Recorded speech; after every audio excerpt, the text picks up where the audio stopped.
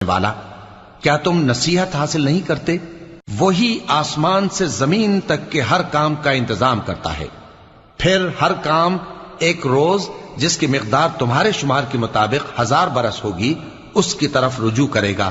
اسی شان کا ہے وہ خالق جو پوشیدہ اور ظاہر کا جاننے والا ہے، غالب ہے، بڑا مہربان ہے۔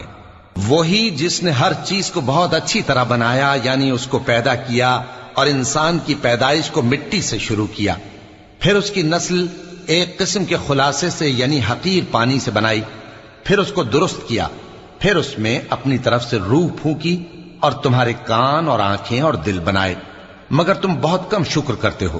اور کہنے لگے کہ جب ہم زمین میں ملیا میٹ ہو جائیں گے تو کیا اثر نو پیدا ہوں گے؟ حقیقت یہ ہے کہ یہ لوگ اپنے پروردگار کے سامنے جانے ہی کے قائل نہیں۔ کہہ دو کہ موت کا فرشتہ جو تم پر مقرر کیا گیا ہے